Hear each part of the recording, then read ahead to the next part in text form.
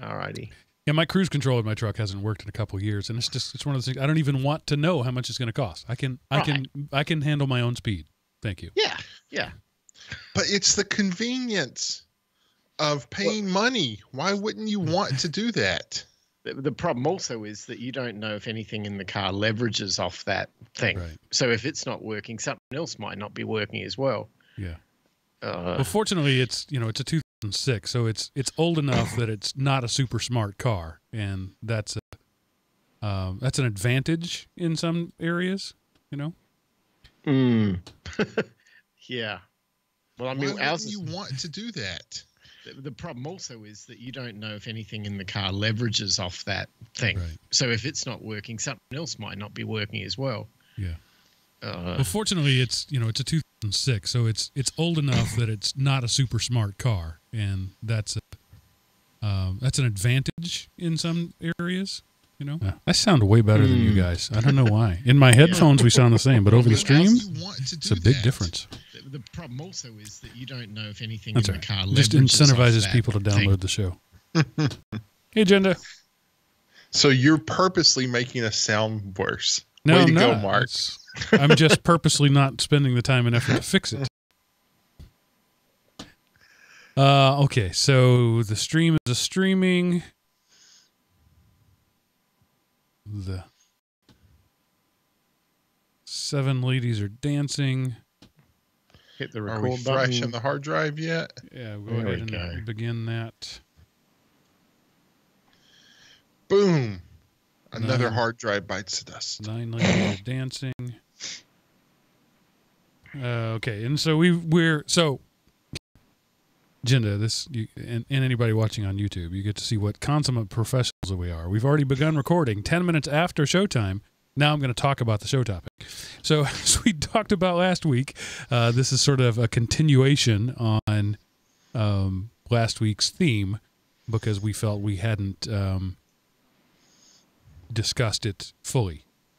So that's where we are with that. Okay. Yep. Okay. Any questions, comments, concerns, snide remarks? So this is still giving till it hurts. Right. And of course we can roll the tax discussion into that because that is happening tomorrow for people who haven't done it yet. I mean, I did mine months ago. I don't know why people wait.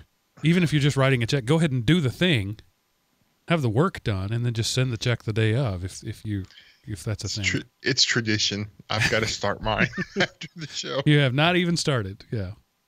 So last year you got a couple of extra days, right? Because the 15th was on a Sunday, and then The computers crashed. Something was special about Monday, and then so you didn't have to get it in until the 17th. Well, and actually, it's really the 16th because the District of Columbia has it's like basically tax preparation holiday. And so since there is one part of the U.S. that has a holiday, everybody gets an extension. When did that happen? It's been that way for a while. Okay. So, I mean, the taxes are due on the 15th, but because it's a holiday in the District of Columbia, you have till the 16th. Like I said, I always do mine February just to get it done. So whatever. All right. I'm going to click over here and then we're going to start a show. 1, 2, 3. Buckle my knee. Hello, everyone, and welcome to the Geek Rant, episode 356. Give Till It Hurts, recorded April 14th, 2019, and brought to you by Element OP Productions, elementop.com. Welcome back, ladies and gentlemen, to Drive Time Radio for Geeks. I'm your host, Mark, on occasion known as the Sultan of the Soapbox Cockerel. And joining me this week, as always, are your two stalwart co-hosts, Seth, the Gooey Kid Anderson, and Miles, the Ostrigenaire Wakeham. Hello, gentlemen. Hey, Mark, and welcome back to the Faithful Opiites, where it all began. Hello. After all these years, is it maybe time to just drop the whole middle name thing, the monikers? It seems to be getting a little tiresome. What do you think? Sure. Yeah, I mean, excellent ringing endorsement there, Seth. Whatever you guys want to go with, I'm cool with that. I mean, the GUI Kid fit when we were the Everyday Linux podcast, Right. but now that we're GeekRant, you know, I need to be. I guess I could become like tinfoil suit man or something. You know, I was talking to somebody just to show that, you know, we not only do we not advertise. I don't even advertise to people who've known me for years. I was talking to somebody today who's known me for a very long time, and I mentioned something about recording a podcast tonight. And they're like, "You do a podcast?" Yes.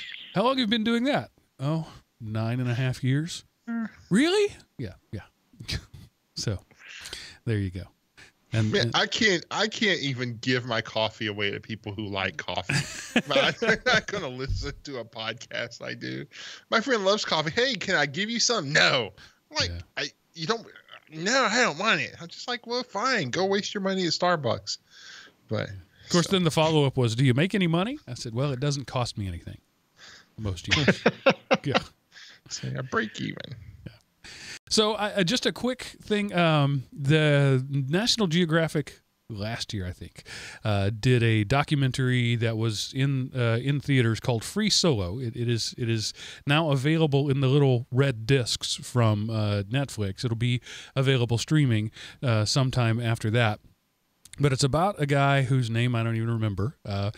He was the first to climb El Capitan in Yosemite National Park, 2,850 feet, free solo. Free meaning no ropes, no apparatus, just himself and a little bag of chalk tied around his waist. Solo meaning alone with no support system. He's the only person to ever do it. And, you know, I remember reading about this when it happened in 2017, but watch the documentary, the filmography, the way it's put together. Of course, it's National Geographic, so you know it's going to be beautiful. But it is so harrowing that even though I know he made it, even though I've seen interviews with him after the fact, the whole time I'm watching it, oh, he's talking about and I think something that can do that is pretty amazing. In fact, I was watching it with my daughters. None of them could even watch it. They were looking away from the screen. It was so heart-wrenching at these moments. And it's not overly dramatic. It's just watching the dude do the thing is so, just pulse racing that it's pretty impressive, even though you know he made it.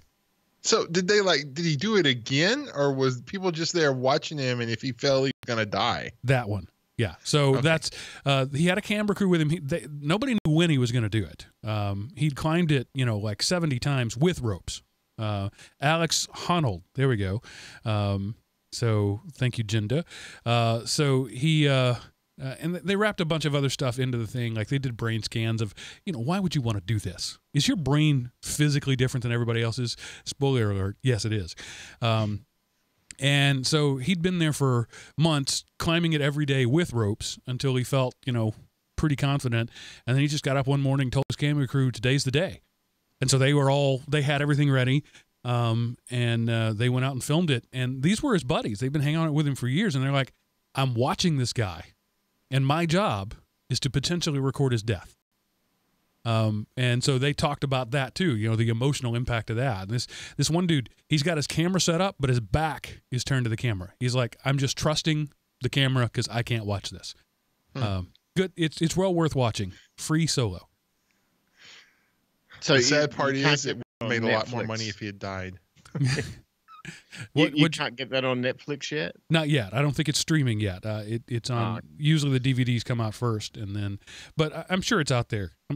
There's going to be some way you can either purchase it or otherwise acquire it. But I recommend you wait until it's available. But yeah, really, really worth watching. Cool. Sounds really interesting. One of the scenes. Never mind. I'm not even going to go into it. Free Solo. Watch it. And Seth, you had talked last week, or maybe 2 weeks ago, about how cheap large drives have become. Have you found out that cheap also means crappy? Yes. So I believe last year I was talking about how I plugged my my backup drive in and it said you need to format this drive before you use it. And I went, oh crap, this is my backup strategy and my single use strategy. And so I spin righted it and spin right came through. It worked. And so I thought, okay, I got to buy something. And of course, because I'm too cheap to spend $40 on a 1 terabyte drive, I'm in Costco getting some coffee beans, and I look and they have a freaking 5 terabyte drive for $100. And I thought, okay, I can do 5 terabytes. So I plug it in, it works great one time. And so when I plug my hard drive that I had spin righted in, one, it didn't work, so I was like, oh great. And then I didn't have the other hard drive, so I spin righted the hard drive the second time, and I plugged in the 5 terabyte one. This is the second time I've used it. Click, click, click. And I was just like, oh crap, spin right can't fix that. So that was today. So at church after church I went and I bought a 1 terabyte drive for like $50. And so now I have my backup drive going over to that. So now I have my data in 2 places, and I took the really critical stuff and moved it over to my hard drive. So I have it in 3 separate places, finally reaching the backup level. And so yeah, they kind of suck. SpinRite is a bacon saving machine, and yeah, 5 terabyte hard drives suck. Don't buy them for portable hard drive things. Yeah, was that a 2.5-inch drive? It's basically here's the case it's in. Let's hold that up. So, my hand is bigger than the average hand, so that's bigger than the small one. But yeah, it's a little bit bigger, not huge. I remember when those Seagate came out with those 2.5-inch 5 terabyte drives, because they're kind of a big thing for data centers, because we can fit tons of those in one-use servers. And that was the max. When it hit that level, it was like, okay, now we're starting to talk storage. Because in the past we were using the 3.5s. So the 1 terabyte is the small one, and the 5 terabyte is the big one. Length and width the 5 is just slightly bigger, but it's the depth. The 5 is basically twice the size. So in the race downward for price, the quality control is always the first thing to go. Quality control is expensive and really serves no business impact, because the return process, the RMA process, is cheaper than hiring quality control people. So it doesn't surprise me that this thing that you bought cheap at Costco has quality control issues. Yeah. And also, I mean, it has more ladders, so therefore it has more things to fail, and so the average time to failure is going to be shorter because there's more possibilities to fail. But yeah, I don't think 5 terabyte is ready for prime time yet. So like I say, I've got the 1 terabyte, and what I had forever was 500, and the reason I have the 500 is because when I bought it, that was really the biggest you could buy. So it's been sitting in my backpack, working for years. And like I say, it's finally given up the ghost. Hard drive starting to go bad. SpinRite fixes one sector, another sector goes bad, and SpinRite fixes it. And so. And by the way, I just did a quick search. Free Solo is available on Google Play, YouTube, Amazon Prime, Vudu, and Hulu subscription. So you can find it. Oh, sweet. Okay. I don't know if it's available to buy, but it looks like you can rent it on Google Play for $4. Amazon Prime about the same. So, yeah, worth renting for sure. Cool. All right, and because I clicked off of another tab, it's going to be 7 or 8 minutes before. There we go. Okay, it's come back. So, Miles, you have a documentary that you want to review as well. Yeah. I was waiting around for this for a while. It's one of those films that was a Kickstarter and, it just took forever to come out. But it came out about 3 months ago. It's called Play Money. It's done by a guy by the name of Dibney, I think. Julian Dibble, that's it. And it's really interesting because it looks like this guy did this movie over the course of 10, maybe 12 years. And what he did a really interesting study. He studied how people in the massively multiplayer online role-playing game community, the guys who play like, EverQuest and World of Warcraft and all those sort of games, how they would spend real money to acquire, digital items in the game, which on the surface doesn't sound that interesting in probably 2019, but it's kind of interesting in that it's a it's a statement that says that we as a society are willing to spend physical money to buy virtual things. And this guy did a movie the whole thing starts in about 2001, really, or maybe 2003, with some of the very, very early games that were doing that, and how this community associated to the games sort of came up with their own economy and their own way of buying these digital goods and trading in them. And it's a really interesting story, particularly if you're looking at new ways that economies grow out of nothing. It's not a boring situation. It's a real story about people who made a lot of money and got broke real fast, who got arrested, who avoid getting arrested, zero to hero and back to zero type stuff. It's how the Chinese came in with their, guys in these farms that were just playing the games like 24 hours a day and acquiring all these virtual things and then selling them for real money, how that economy works. It's very interesting and it's very geeky. So if you enjoy that sort of thing, I think you can find it on Amazon Prime Video, and you're going to have to pay money to watch it. Unfortunately, it's one of those rental things. Yeah, I know. But it's I enjoyed it. It's really well worth it. Yeah, that's my thing for the week. Cool. All right, and just to keep in the theme of media, Seth, I've honestly been very curious about this. Amazon Prime's latest, one of their latest original series, Hannah. Black Widow, discount Black Widow? No, there was a movie a couple of years ago called Hannah, and this is basically that same story, just expanded out for an 8-episode season. I thought it was really good. There's the action in it is really good, but there's not a lot. It's character driven and story. Some of the things you just got to say, okay, this is the story writers wanted to throw in some drama here, but a couple of those things. Other than that, like the level of story, I don't think was as good as the Jack Ryan, but like the fights and stuff were really impressive and very good to watch visually. It's very tight, really good.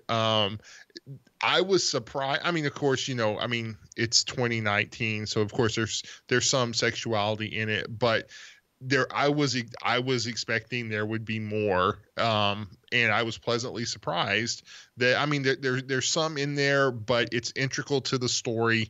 There's no really TNA. It's all kind of done by camera off to the side and stuff like that. So I was surprised from that aspect how refreshing that was. And then but hey, there's some blood, and like people get their there's headshots that splatter and stuff like that. So the graphical violence in it, while there isn't a lot, when it's there, it's there. But overall, a good movie. Some of the visuals are very good. The story's not quite as good as Jack Ryan, but still really good. I binged watched all 8 episodes Saturday, and it was pretty good. So Hannah. All right. Worth checking out. And I don't want to spend much time on this. I don't want to have any discussion about it. I'm just going to get on my offend people horse for just a moment now. You mentioned it's 2019, and you mentioned sexuality, and those two things. Can we please get over calling people inspirational just because they're gay? Right? Isn't that in itself a form of sexism or bigotry? When I'm watching American Idol and nobody talks about the fact that this dude can wail. They just talk about how brave he is because he's gay. Let's just get over this now. That is bigotry in itself. Stop. Talk about the guy's voice and not his sexuality. That's it. All I'm going to say about that. We can do a whole show about that later if you want. But yeah, that wasn't even what I was talking about. But I know it wasn't. Cool. It's just those two phrases went in my mind, and that's what came out. I'm just really frustrated with everywhere I look, celebrating the thing that the message is we're not supposed to notice, but we're going to celebrate it. That's noticing it, right? All right. moving on. So last week, I did sort of an old school debate thing, and the guys, after we were done, the guys thought that we didn't give the topic enough time, enough opportunity to develop a good discussion. Seth often complains rightly that I don't give him time to think about things beforehand. I just spring him either 2 minutes before the show or during the show, and he doesn't have time to form cogent thoughts, which is an absolutely true and valid argument. I do that intentionally because he's one of the, he and Miles both are great at thinking on their feet, and I like the product of that thinking on their feet. So this time I've given them an entire week to not think about it until just before we went on the air. So there we go. We're going to continue that discussion that I know they haven't thought about since last week. So I'm not going to lead into anything. I'm not even going to give you a summary. Go listen to last week's show if you haven't listened to it. But guys, do you have any just opening thoughts? Seth, I'll let you go first. Man, I don't know. We should have went to a new topic because then I'd have an excuse. The thing is, whenever we talk about helping people, and because I'm going through a situation where the help that this person desperately needs would be viewed as hatred at worst, or insensitivity at best, because they scoff at the help and they expect it, and if you don't give it, then you're not doing the quote unquote Christian thing by loving them, because love means meet their needs so they don't have to. And when I don't want to meet someone's needs for them to turn around and use their money on vices, I'm not going to pay for people's vices. And if I'm buying you toilet paper so that you can pay for your vices, that means I'm paying for your vices, and I'm not going to do that. So sometimes helping people, whenever, it's easy to give money to a charity and help the starving kids in Africa. But when somebody is in your life, sometimes the helping thing is, you're not getting another cent from me until you change, and I'll kick you out before I give you anything else if you're not going to change. And that's the loving thing to do, because they're just going to go on and continue to drain society rather than contributing something to it. Now, it's one thing, hey, I'm changing and I'm trying and I'm starting out and I don't have anything, but I'm working at McDonald's, and that's the only thing I know how to do. Well, great. You're working and you're trying to make yourself better. Let me help you until you get to the place you can do it. That's totally different than someone who's just like, you owe it to me because you've been doing it for a while. And that's awful. Miles, thoughts on that? I'm trying to find a time and a memory of when I've reached out and helped somebody. I do actually that a lot, and probably, to be honest, I probably do it more than I should, because I often get tricked. And what I mean by that is that somebody I see who I believe needs some assistance, and I do the natural kind of reaction and just say, sure, here you go. And it's whatever appears to be appropriate at the time. And I've done that so many times in my life, and then found out that the guy should never have been given anything in the first place, either didn't deserve it or was going to squander it and spend it on drugs or alcohol or whatever.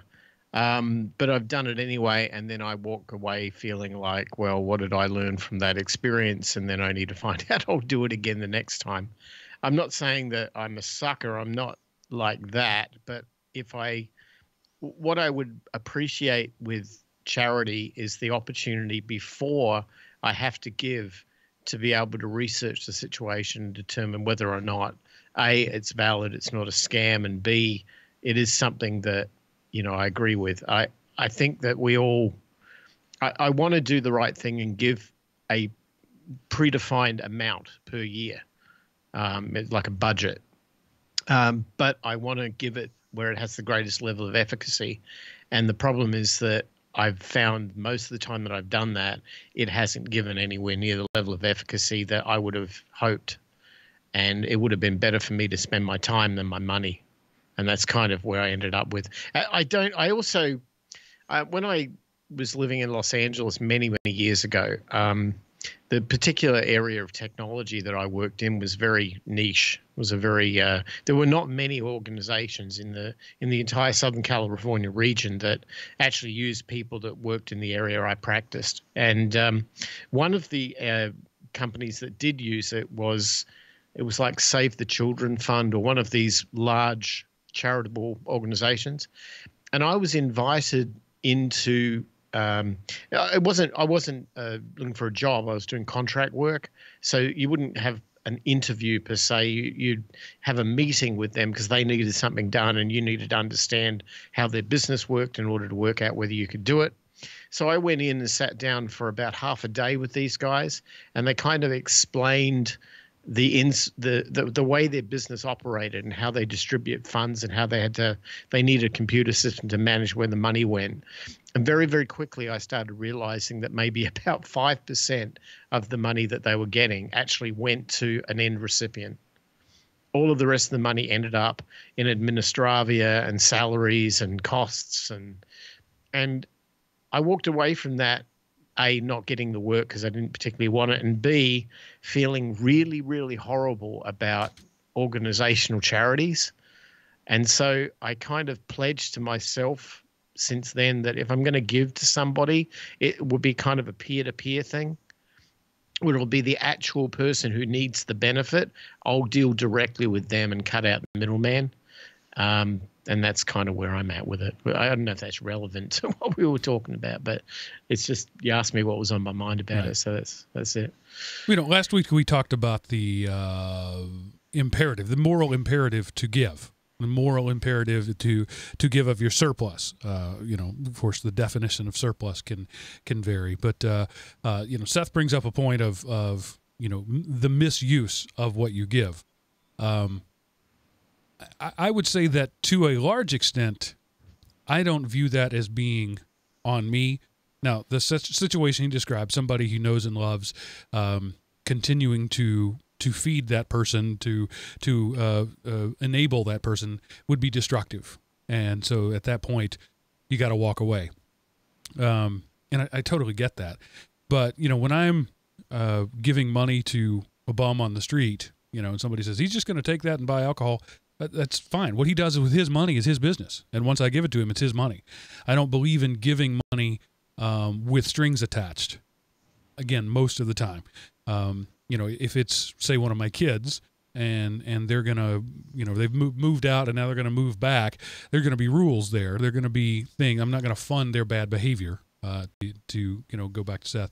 But I've also been in a very particular situation in my life where it was like, the drowning person pushes you under, and sometimes you got to swim away to keep from two people drowning. And that's a situation I've been in before. The drowning person was taking me down, and so I had to swim away and watch them go down. And those are definitely the exceptions. I feel that often, though, we use those as excuses not to give when we know we should give. Right? We say, well, he's going to use it badly anyway, or I can't, afford to. Those things are often, we know they're not true, or we don't know that they are true, and we use them as excuses not to give. And just in my own life, I've decided to give first and decide later whether that was the right thing. And that may seem unjudicious, but it's a matter of my mindset. My mindset is first give, because I have it to give. And, give from your excess. Don't give from your debt. If you are underwater yourself, you're in no position to give to somebody else. Now, I don't necessarily count that as if you've got $100,000 in student loan debt, you can't afford to donate to a local charity as well. You gotta manage that sort of thing and figure out the long-term structured debt that isn't oppressive to you, in my opinion, is not an excuse to not give. Oppressive debt that is sinking you is definitely something you should run from. You should run from it, as Dave Ramsey says, like a gazelle running from a lion. You should be focused on getting away from that oppressive debt. But I think most Americans, not all Americans, because I'm not one of them, but most Americans carry some level. Well, I have a mortgage. Most Americans carry some level of structured debt that is not oppressive to them. I have a $200,000 house. I didn't have $200,000. Therefore, I had to get a mortgage. It is a structured long-term debt that is not oppressive to me in any way. I have no trouble making it. And in fact, I will pay it off long before the 30-year term is up. That's debt, but it's certainly not oppressive and no reason not to give. I don't know that was actually going anywhere, just some stream of consciousness thought there. Yeah, that's, if you're able to meet your monthly obligations and put a little away, you need to take some of what you're putting away and put it away into society. And but if you're having to borrow, get a credit card advance to go help someone else, then you're hurting everybody involved. So, yeah. And, maybe sometimes the best thing to give is knowledge and not money.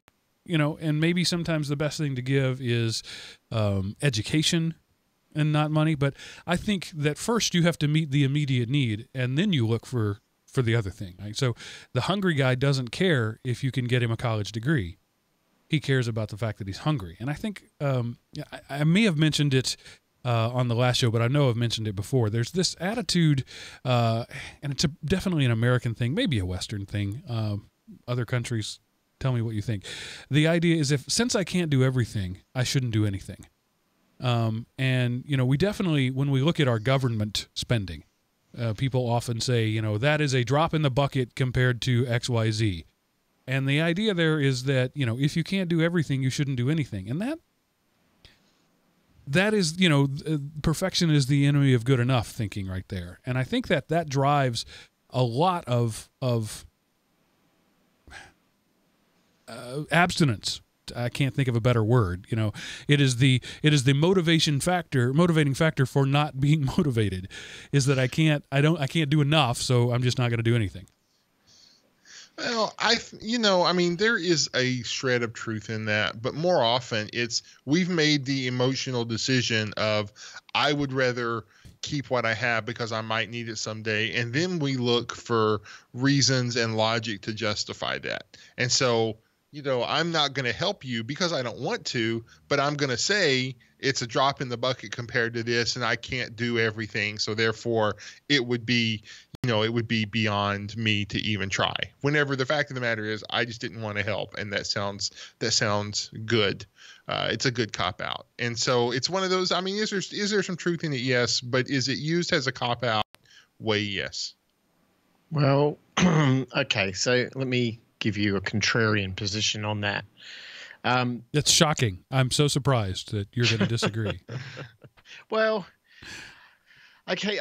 Fundamentally, I hear the argument and I kind of naturally agree and understand where you're going with it, and it feels right. And it seems like the logical next conclusion would be that if you have an extra $1 in your pocket, give it to somebody, and that all makes sense. But if you roll back to the start, when you're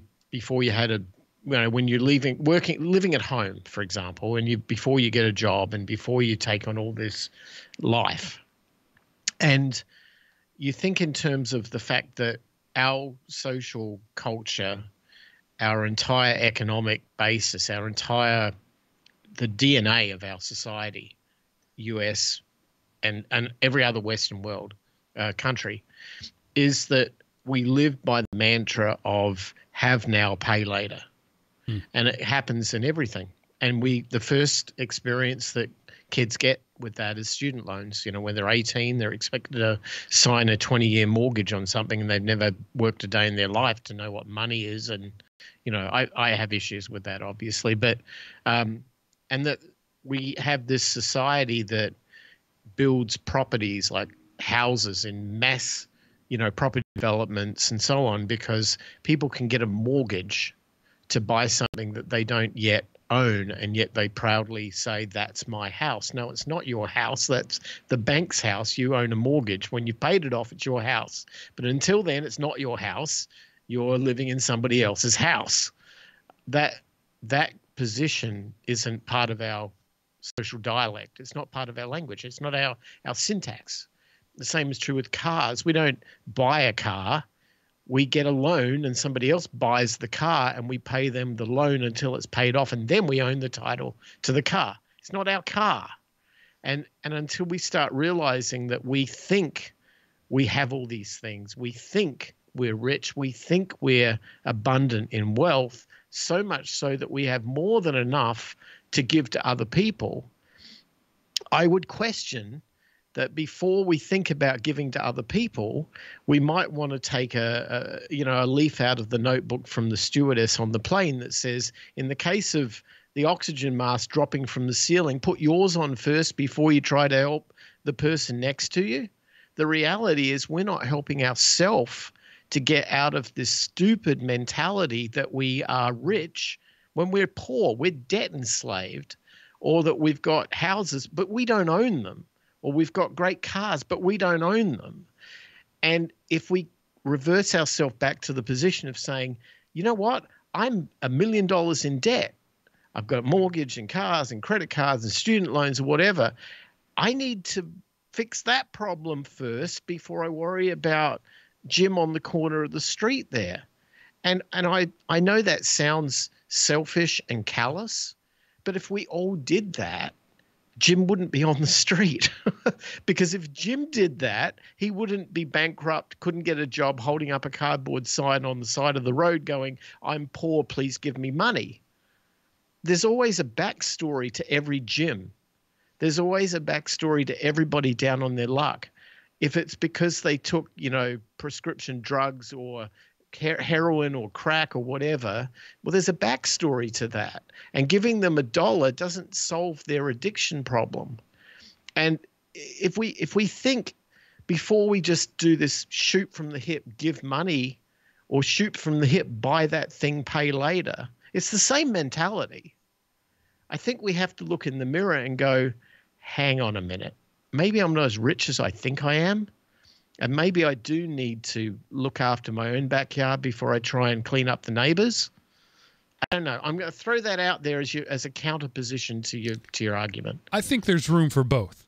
To extend your air metaphor, you put your mask on, then you tend to the children around you. You don't wait until the plane comes safely into a landing before tending to your children. And I think there's room for giving while setting your house right. And you've got to do it intelligently. But I think that it's an important, there's an important spiritual component, but not everybody who listens to this accepts spirituality as a thing. So I also think there's an important mental component, and I think there's an important social component there to taking care of those around you, even though you're not in tip-top shape. There's room for giving while getting out of debt. Seth, you were going to say something. Yeah, I was going to say, like Miles, you said if you have $1, I would, if you pay all your expenses and everything and you've got $1 left over, well, you need to take a few pennies of that and pay ahead a little on your expenses. Take a few pennies and put it in savings, and then take a few pennies and give to someone else. So giving to someone else, yeah, it shouldn't be all that you do. But, I do think, and again, like I say, I believe there's a moral imperative, but I also think that it is what would be considered also an enlightened self-interest, because if you are able to help another person go from not making it to making it with a little bit left over, then you've got two people working on fixing the world, and instead of one. And so you've just cut your duty in half because you've got someone there to help you. So again, you don't take all of your excess and give it away, because that wouldn't be prudent. Part of wisdom is to know that there will be a time where I won't have enough, and I need to take a reasonable amount of precaution against that. Don't go out and dig 100 by 100 by 100 cavern in your backyard and stock it with, prepper food and supplies. But, if you have enough canned goods to go a week or at least a couple of days, that's an adequate thing for if there's a short-term interruption in the food distribution system or something like that. So, again, don't take all of your excess and give it, but if you take part of your excess and give it, you're actually helping yourself as well. Yeah, I agree with you on that. I mean, that's a sort of fundamental, it's like a karma thing, right? You get back so much more than you give. I guess what I'm concerned about is that the process of giving could be mistaken as a fallacy, as a failure of our, have now, pay later mentality, in which really what we're doing is we're selling our future to somebody else.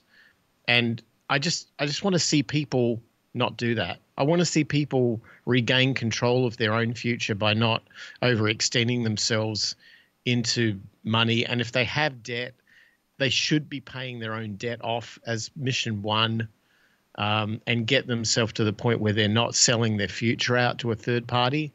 Because once you're at that place, holy cow, man, you could do so much good to so many people and not incur a level of debt. Look at the philanthropy that these, Warren Buffetts and Bill Gates and people like that do. And the impact that they have is enormous.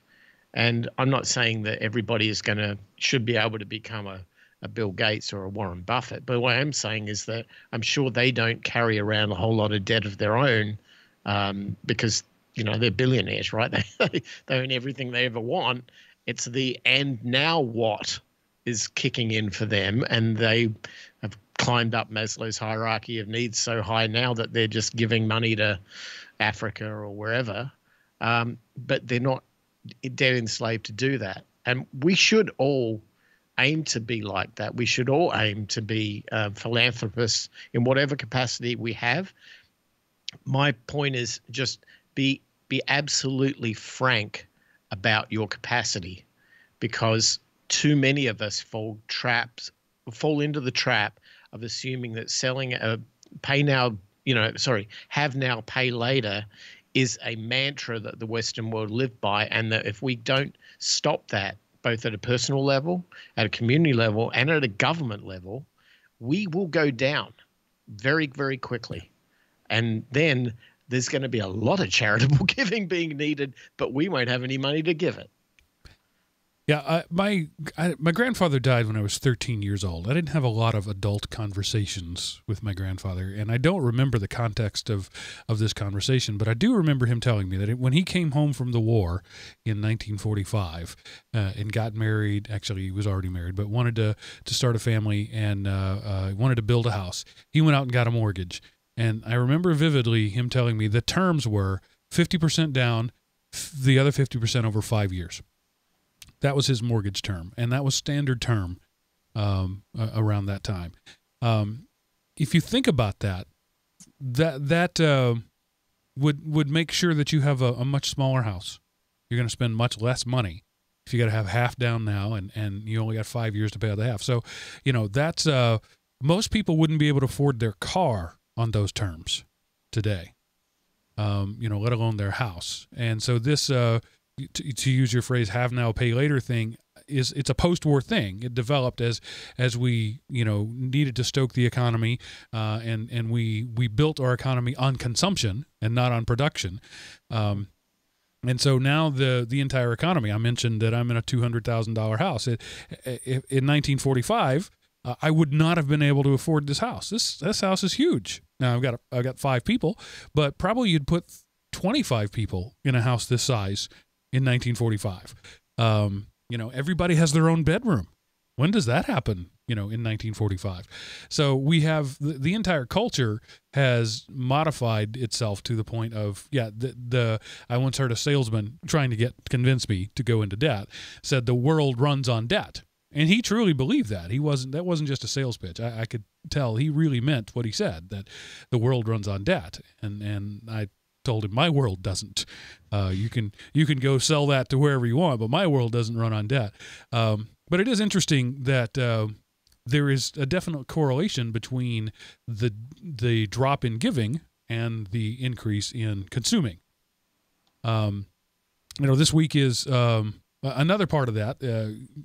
Was at some point around that time, actually before that time, before World War II, the role of giving, the role of safety net, was assumed by the government. The world fell into, or the U.S., but most of the world, but definitely the U.S., fell into this economic depression that they could not pull themselves out of. In fact, it was the war that pulled us out of that, and really not even then. It wasn't until about the 80s that we actually came out of that depression. But the government stepped in, FDR's New Deal, and said, we will have a chicken in every pot. That seemed like that's so simple, right? I'm going to give you enough food to live a day. I'm going to give you a chicken. I'm going to make sure. But that, the New Deal, the big government sort of thing, I think that sort of subsumed the concept of giving for a generation, who then passed that on to that generation. Tomorrow or Tuesday, depending on where you live in the world, is time to pay the taxes here in the U.S. So the world is thinking right now a lot about their taxes, and most Americans are thinking about their tax refund. How much of my own money will I get back? And I'll consider it. I'll be excited about the fact that the mugger gave me back cab fare, but we think in terms of the government will do that. We have the social safety net, and that my giving is done by the government. So by being taxed, I'm off the hook for any karmic debt I may owe, because I am giving through my taxes. Since when has the government done anything efficiently? Certainly taking your tax money and turning it into charity, it's not efficient about. And stealing from me and giving to someone else is not giving. That's theft. Well, it's not stealing when the government does it. The government has the right to do that. They gave themselves that right. Well, stealing from people who pay taxes and giving to people who don't. You can call it taxation, but it's just a form of theft, because and granted, it's there because people don't want to take the time to run themselves. We want somebody to tell us what to do, when to do, and how much of it we really need. And so that way we can gripe about them rather than taking responsibility. Hey, it's McDonald's fault that I'm fat. Nobody made me go to McDonald's. It's Taco Bell's. Nobody made me go to Taco Bell. I chose to. I choose to sit in my chair and do nothing rather than walk around, rather than exercise. Society didn't make me fat. Those are good excuses as to why I'm fat. But so, and it's just like, oh, look, my taxes take care of that, so I don't have to, somebody else's job, and rather than ours. And again, it's the same thing we've been talking about, personal responsibility. Let's tax and let the government do it. And, and again, it's one of those things. The government can't afford to do it because it's running up a huge debt. If there were a surplus, I don't care if the surplus is 1 penny every year. I wouldn't care how much giving was done. Or how much welfare or social safety net. Pick whatever politically correct term you want to justify the theft to yourself. If there was a surplus at the end of the fiscal year, my problem wouldn't be nearly as big. But we can't go into debt to give to things. We would tell people, you can't go in. If you're borrowing money from me to give to someone else, you're not the one who gave it. I am. And, when the government does it, that's fine because it's the government. And so, it's just erg. Well, the problem is that the government is a reflection on us. And what I mean by that is that I'll go back to the, have now, pay later metaphor.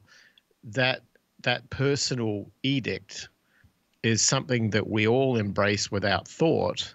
And at a group level, at a congressional level, at a government level, it is embraced on steroids. We have about an $84 trillion future debt obligation in terms of current debt and also Medicare and Social Security obligations that we cannot fund, period. And at the end of the day, if I'm looking at Jim on the corner of the street holding up his cardboard sign saying, please give me money because I'm down on my luck, what about every baby boomer in 2030 who's not going to be able to get Social Security? Are they all going to become Jim because they all signed up to give money over the course of their working life to a government that lived on the principle of, have now, pay later? Now, I know, look, I'm a very libertarian thinker with this sort of thing, but I think at the end of the day, my faith in government is at all-time low. I don't think that we should, as a society, rely on government to do anything more than the very basic things, because clearly at a groupthink level, they are taking our own dysfunctions and maximizing them out at levels I've never seen. And I know for a fact that the only way that you can fund that level of debt obligation is either not to give a retiree a Social Security or a pension, which clearly is going to put them in death, really, because they won't have any money to pay for anything. And if you don't give them Medicare, this is the time in their life when they need it the most, they're going to die. It's that simple. And at the end of the day, we will flagrantly go out there and buy that, new destroyer or that new plane without worrying about it. I was sitting at the IndyCar Grand Prix in Austin a couple of weeks ago, and they always do one of these, the flyovers they do at these race meets where they bring a big plane. They put a B-2 over the Circuit of the Americas. I'm looking up at a UFO in the sky. This wing, this square-looking wing that is silent, that's just sitting there, and I'm thinking, wow, what the heck is that? That's like, it's a UFO. That's what it looked like. And I realized, that's $1 billion or $2 billion. $2 billion. I'm looking at $2 billion sitting in the sky, making everybody feel like, wow, I hope it doesn't drop a bomb on us. That's where our money's going. And meanwhile, Jim's on the corner of the street with a cardboard sign, and we're expected to give him coins. And yet, when we get old and we rely on Social Security, we didn't put enough money away. We're going to become Jim. And we can't see. This is where I come from, the point of view of saying what help is really help. Is the coins to Jim so he doesn't starve today helping? Because it's sending a message to Jim that if he continues that practice for the next day, some other person is going to give him money so he can eat that day. And he continues and he continues. But Jim is always going to be the guy on the street corner with the cardboard sign. And unless we as a society embrace the fact that Jim we could all become Jim if we don't pull our heads in and work hard and save our money and not rely on government or defer charitable giving to government, we're going to become Jim. And that's not good for us, and it's not good for Jim, because he's going to be competing with 15 other Jims on that for that very turf on the corner. So I don't, should it stop me giving for Jim? If Jim's about to fall over and die, I'm going to help Jim, right? That's just fine. I'm going to do that. But am I really helping Jim by giving him money all the time? Am I doing what you were saying, Seth? Am I propping up those that choose to not take responsibility for themselves and rely on a third party to do it for them? Are we just perpetuating that further? At what point should this insanity stop? Well, how do you stop it? I don't. My only thought is, I've been thinking about that. I mean, to me, it's like if we're in this situation where we've got these massive future debt obligations we can't pay, how on earth are we going to do it? Are we as a country going to default on our own people? I don't think so. Are we going to borrow more? Well, no one's going to give us anything. And if the Federal Reserve is going to print more money, all that's going to do is reduce the efficacy of the existing money in the supply. So we're now in a situation where we've incented institutions like banking to loan, but not to incent for saving. They don't pay anything on saving because interest rates are so low. So no one's got an incentive to put money away and save. But they do incent them to borrow because they can buy this money very cheap and then sell it and make a massive amount of money on the arbitrage. And so all that's doing is perpetuating the have now, pay later principle and making people borrow more and more and more and trying to subconsciously tell us all it's okay. You're allowed to do this. No, it's not okay. We are selling our future. We are selling our future. And our future is precious. Just as Jim's future on the corner with his sign is precious, so is ours. And somehow somebody has to stand up to this insanity. I don't know how you do it, but at some point, I start understanding why people are renouncing their citizenship and going somewhere else because they don't think this place is going to be around in 10 years' time. And so I know that sounds dire, but in relation to giving of surplus, I don't think we got any surplus to give. And it's time now to give time and education and knowledge and information to everybody so we don't all fall into the trap and become Jim. Yeah, I mean, the only thing I would say is you talk about we're selling our future. Have we already sold it? Do we need to buy it back before it becomes anyway, way too expensive? And we can't even afford to get it back.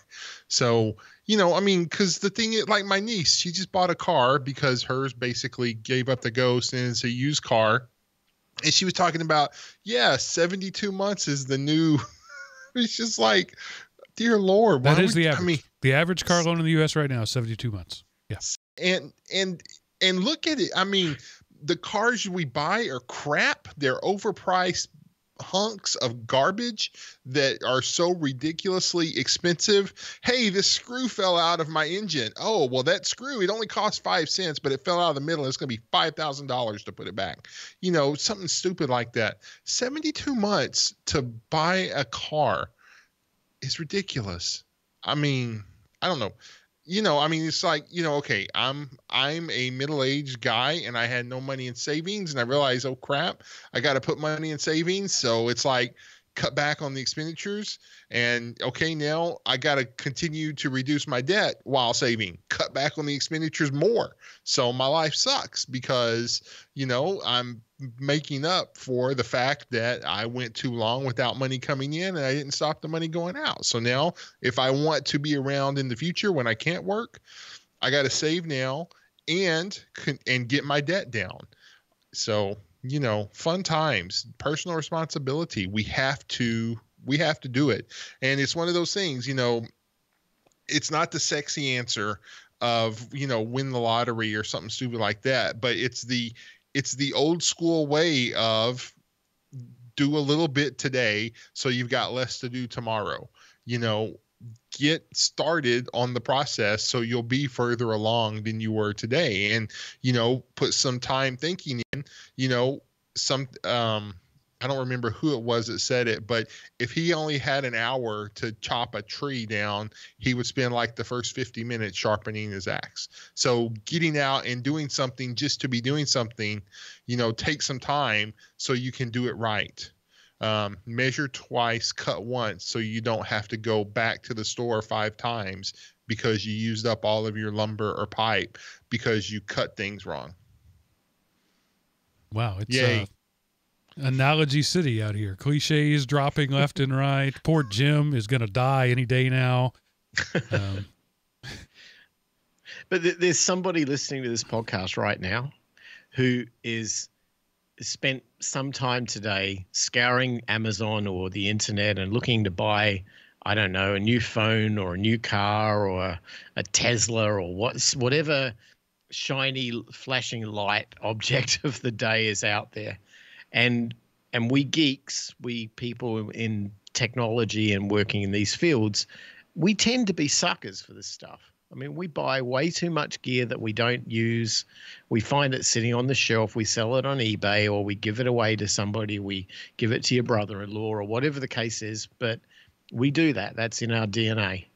And maybe somebody who's about to go and repeat that process just heard Seth's story and just said, you know what? I don't have enough money in savings. I don't have anything. If I lose my job tomorrow, I could be the guy on the corner of the street with the sign.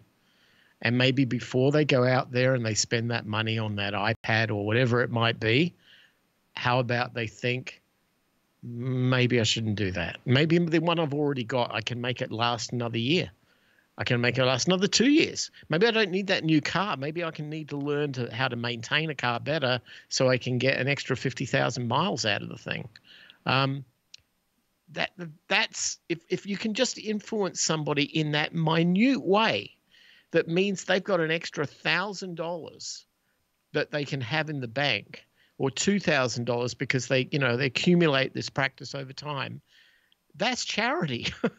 You've just done to somebody, you've just given them thousands of dollars, Seth, by telling them your story and allowing them to say, hang on, maybe I shouldn't buy that thing. Because one day they will lose their job. One day they will be in a car accident and they will not be able to work.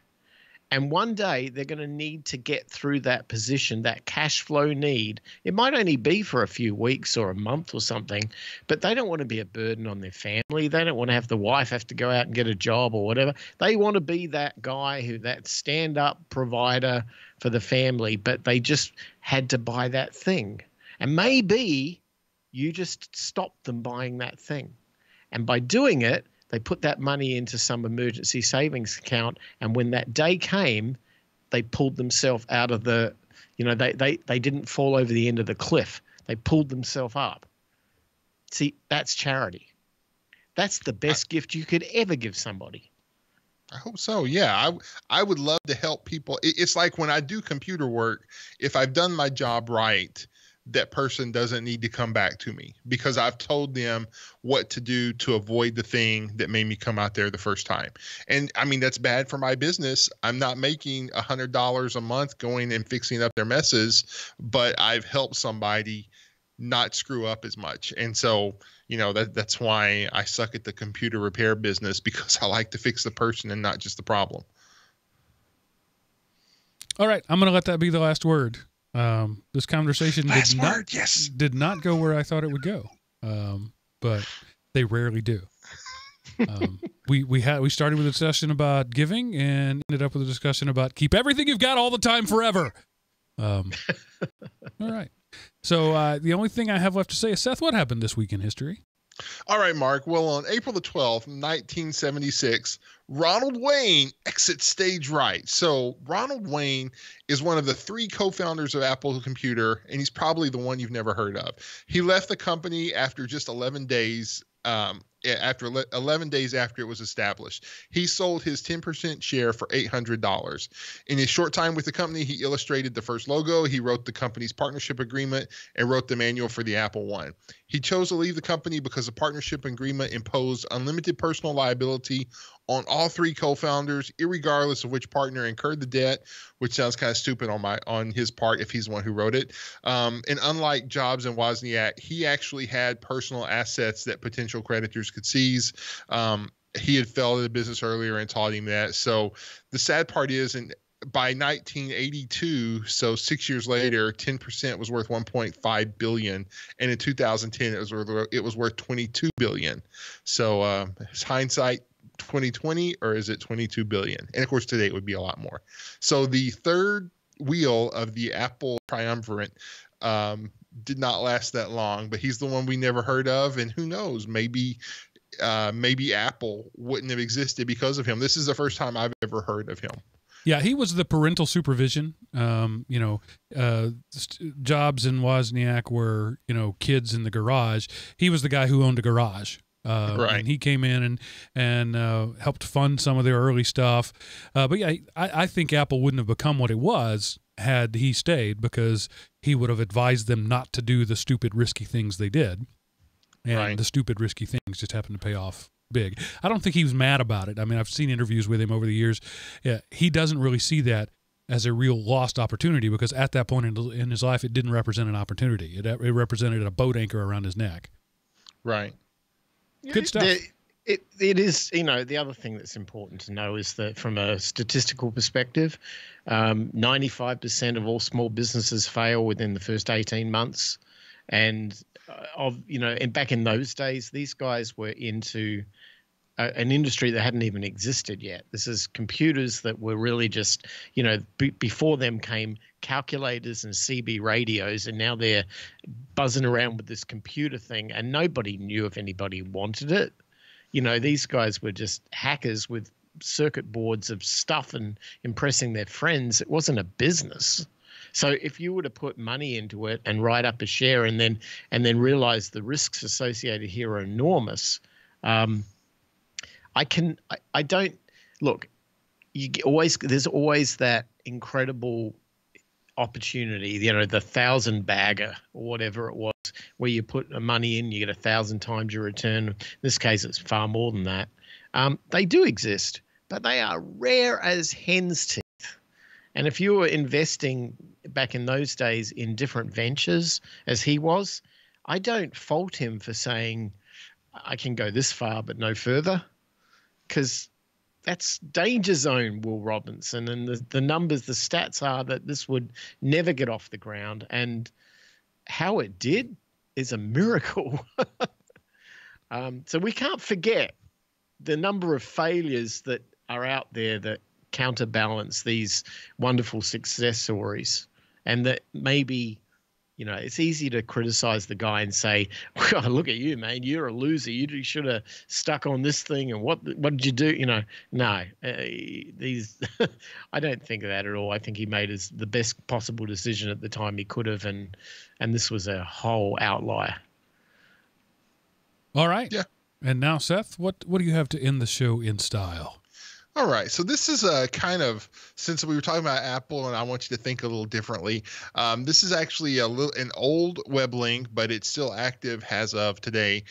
From 2015, these guys made a cartogram, which is they took the entire world, but they scaled the countries by population. So it's an interesting look, because we all know what the map of the world looks like. But, here it is by population. So kind of cool. Canada barely exists. Right. It's thin red lines. No, it's the icing on America. Oh, my gosh. But, that's funny. Yeah. And again, like I say, the data on it is like 4 years old now. But I thought it was interesting. And like I say, it's just another way to look at stuff. So more than one way to skin a cat, more than one way to skew data to suit your needs. It's my high school advanced English teacher, hi, Miss White, once said, figures don't lie, but liars do a lot of figuring. All right, so this is a show where we have talked about giving and the importance of it, or as Miles thinks, the absolute unimportance of never, ever doing it. So, Miles, turn off your mic while I tell people, or your headphones, so don't listen to this, while I tell people why they should give to us. This is not about charity. This is about paying for what you like. I hope you like this. You've been set through an hour of this. You must have liked it, or you're trapped in the car on a long road trip and Dad played it and you don't have a choice. But pay for what you like. elementop.com/Patreon or patreon.com/elementop. Both will get you to the same place. And you can, pledge $1. That's reasonable.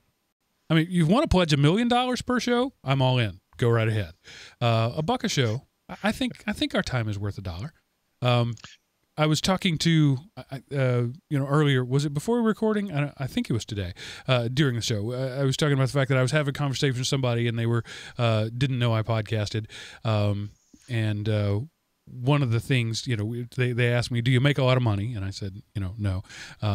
But completely lost my train of thought. No idea what I was going to say there. Had something to do with Patreon. But anyway, we were talking about they asked me how much time I spent on this. And I said, well, on average, about 10 hours per show in pre-show prep, doing the show itself, post-production, publishing, and then, the odd server maintenance here and there. About 500 hours a year. Averages out to about 10 hours a show, roughly. I mean, those are rough numbers. Do you think 10 hours of my time is worth $1?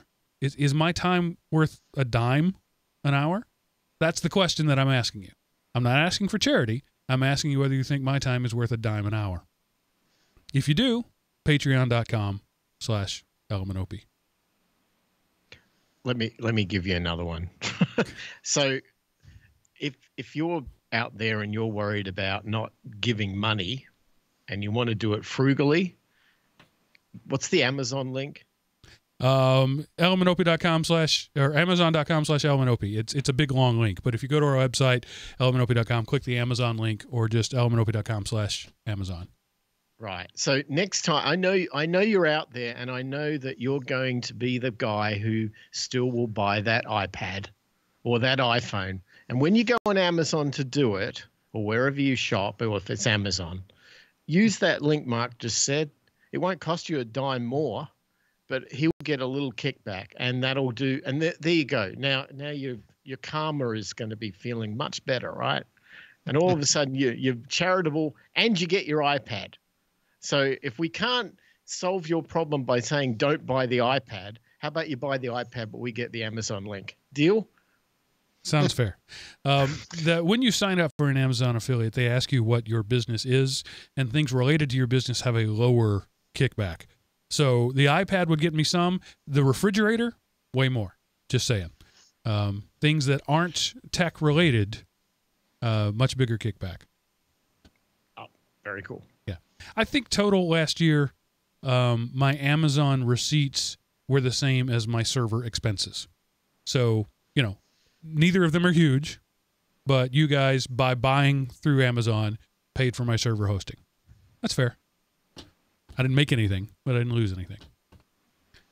Anyway, elementop.com. Tell us what you think about the show. Click the Contact Us button at the top of the page. You've all heard this before. If this is your first time listening to this show, go back and listen to another one, and you'll hear the spiel. I'm not going to do the spiel tonight. Thanks for hanging out with us, everybody. Miles, Seth, as always, thanks for great conversation. I'm going to say that's it for this episode of the Geek Rant. And remember, pay for what you like. Toodaloo. All right. Allah was back in the chat room very briefly. It was good to see him back, but he left us. But hey, Allah, good to see you again. Come back when you've got more time. Jenda, as always, you're a rock, and we're glad to have you. That's it for the YouTubes. I'm going to click the end button, and we'll see you all later. Bye now.